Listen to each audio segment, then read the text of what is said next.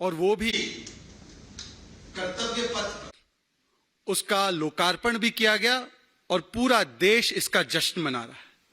परंतु दूसरी ओर जब देश जश्न मना रहा है तो कांग्रेस पार्टी जो कर्तव्य पथ से तो बहुत दूर है अपने, हां, गुलामी पथ और परिवार पथ पर आज भी अडिग है, वो आज भी मातम मना रही है। यह कितनी विडंबना की बात है कि एक कांग्रेस पार्टी लगभग 24 घंटे हो चुके हैं और जो तथाकथित भारत जोड़ो यात्रा निकालने के लिए आज सियासी पथ पर चल पड़े हैं, हर मुद्दे पर वो वक्तव्य भी देते हैं, स्टेटमेंट भी देते हैं, ट्वीट भी करते हैं। लगभग 24 घंटे हो चुके हैं, परंतु अभी तक ना राहुल गांधी का, ना प्रियंका वाड्रा का, ना किसी बड़े कांग्रेस के नेता का कोई भी वक्तव्य आया है कि नेताजी सुभाष चंद्र बोस की इतनी भव्य प्रतिमा का लोकार्पण, अनावरण किया गया है, तो वो उसका खुलकर, खुले मन से स्वागत करते हैं।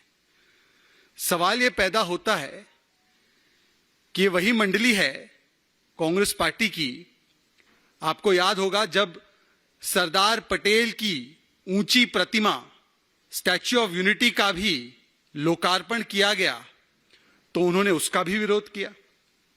ये वही कांग्रेस पार्टी है आज जब राजपथ का नाम कर्तव्य पथ किया जा रहा है तो वो उसका भी विरोध करती है।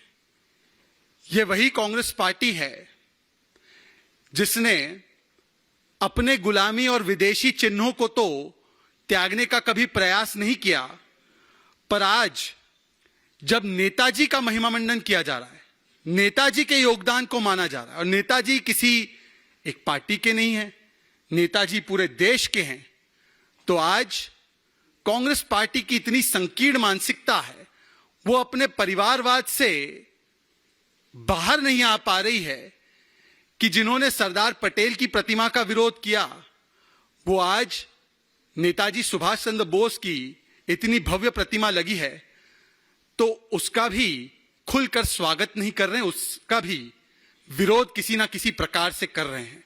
जिस प्रकार की प्रतिक्रियाएं आई हैं कर्तव्य पथ को लेकर भी, ये वही लोग हैं जिन्होंने जब औरंगजेब रोड का नाम एपीजे अब्दुल कलाम मार्ग किया गया तो उसका भी विरोध किया। अभी हाल ही में आपने देखा होगा कि जब इतने वर्षों के बाद नेवल एंसाइन में से एक और विदेशी चिन्ह को हटाकर, जॉर्ज के क्रॉस को हटाकर छत्रपति शिवाजी महाराज से प्रेरित जो एक चिन्ह, एक निशान को अपनाया गया, तो उसका भी कांग्रेस के लोगों ने, खासकर इन दो व्यक्तियों ने खुलकर स्वागत नहीं किया।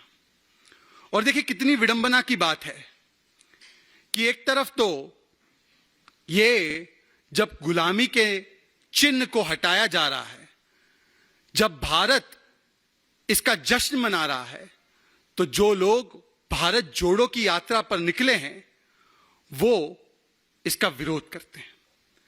इसीलिए मैं कहता हूं कि ये राहुल गांधी की भारत जोड़ो यात्रा नहीं है, दरअसल ये राहुल गांधी के रीलॉन्च का मुझे जोड़ो यात्रा है।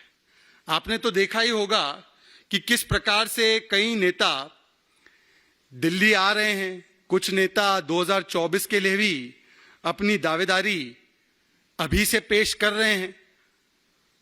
हालांकि उनका जन समर्थन उन्हीं के प्रदेश में कितना है वो एक बड़ा सवाल है, परंतु जब इतने सारे नेता अपने आप को 2024 का दावेदार बता रहे हैं तो राहुल गांधी और कांग्रेस पार्टी ने भी सोचा कि तथाकथित भारत जोड़ो के नाम पर एक राहुल को मुझे जोड़ो यात्रा शुरू कर देनी चाहिए कि मुझे भी 2024 की लिस्ट में जरूर जोड़ो।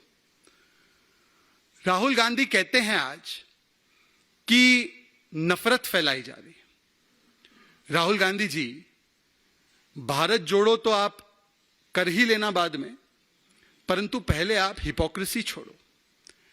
जिस कांग्रेस पार्टी के सरकार के तहत हाशिमपुरा, जलगांव, मुंबई, मीरठ, मलियाना, मुंबई के और भी दंगे, नेल्ली, दिल्ली 1984, ऐसे बड़े दंगे हुए और मुजफ्फरनगर का भी दंगा हुआ, जिनकी देखरेख में ये सारे दंगे हुए, हजारों लोग मारे गए और उन दंगों पर कार्रवाई करने के बदले लोगों ने बयान दिए कि बड़ा पेड़ गिरता है तो धरती थोड़ी सी हिलती है।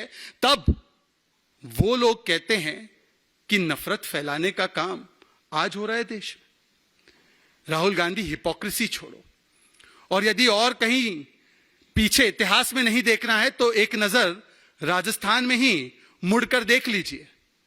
करौली का दंगा, छाबड़ा का दंगा, झालावाड़, टोंक, भीलवाड़ा, आए दिन वहां पर जिस प्रकार की सांप्रदायिक घटनाएं होती है और अशोक गहलोत जी के किस प्रकार के वक्तव्य आते हैं वो तो पूरे देश ने देखा है। परंतु सवाल आपसे यह है कि राजस्थान में जो नफरत फैल रही है और उस नफरत को फैलाने वाले करौली के मुख्य आरोपी मतलूब अहमद को आज तक तो राजस्थान की पुलिस और सरकार गिरफ्तार नहीं कर पाई। राजस्थान में छाबड़ा के दंगों में नफरत फैलाने वाले को तो इफ्तार पार्टी में बुला लिया था राजस्थान के सरकार के बड़े बड़े नेताओं ने। तो नफरत कौन फैला रहा है? राहुल गांधी। देखिए, राहुल गांधी जी का इतिहास जो है, उनके पार्टी का इतिहास जो है वो भारत तोड़ो का इतिहास, जो कल तक टुकड़े टुकड़े लॉबी की पैरवी करते थे, जिन्होंने जाकर उन लोगों की पैरवी की जो भारत के टुकड़े टुकड़े करवाना चाहते थे, आज वो भारत जोड़ो यात्रा पर निकल चुके हैं। इसीलिए मैं कहता हूं कि हिपोक्रेसी छोड़ो। और राहुल गांधी जी, अगर हिपोक्रेसी छोड़ो नहीं हो पाता तो कम से कम भ्रष्टाचार छोड़ो, कम से कम दुष्प्रचार छोड़ो, कम से कम भारत को बदनाम करने की ये आपकी मुहिम छोड़ो, और कम से कम तुष्टीकरण की राजनीति छोड़ो। वैसे भारत जोड़ो यात्रा इन्होंने निकाली है। मेरे मन में एक सवाल आया अभी अभी कि नेताजी सुभाष चंद्र बोस के प्रतिमा पर तो कुछ प्रतिक्रिया अभी तक दे नहीं पाए। राजपथ से कर्तव्य पथ हुआ तो उसका भी विरोध किया, परंतु भारत तो जोड़ने का काम सरदार पटेल ने बहुत पहले ही कर दिया था। यह अलग विषय है कि आपकी पार्टी ने और खास करके एक परिवार ने अपने योगदान को बड़ा बताने के लिए अपने ही महिमा मंडन के चक्कर में बार बार देश के स्वतंत्रता सेनानियों का अपमान करने का काम किया।